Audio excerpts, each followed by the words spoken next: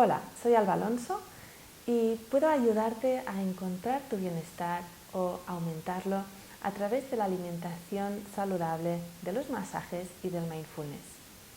Me gusta en mi consulta nutricional combinar la alimentación con el mindfulness porque la alimentación nos dice qué tipo de alimentación es más saludable para nosotros a través de una serie de estudios y al final un conocimiento externo que nos dice qué debemos comer.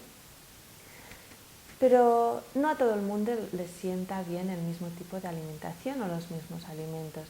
Y no hay nadie más que nosotros mismos que sabe qué alimentación le sienta mejor. Por lo tanto, yo no me rijo por ninguna tendencia alimentaria en concreto. Sí que me gusta recomendar unas pautas nutricionales respetuosas con el entorno, además de con nuestro cuerpo. Pero una vez ya tenemos estas pautas saludables, pues es necesario que pongamos este conocimiento externo al servicio de nuestra sabiduría interna. El mindfulness nos ayuda a conectar con esta sabiduría, con nuestro interior y con nuestro cuerpo. Además de la alimentación, me gusta también ayudar a las personas a través del masaje.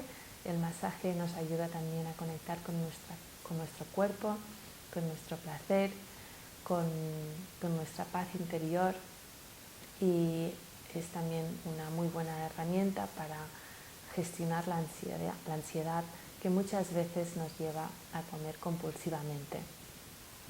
Si quieres conocer algo más sobre mí, puedes encontrarme en la web albaalonso.com.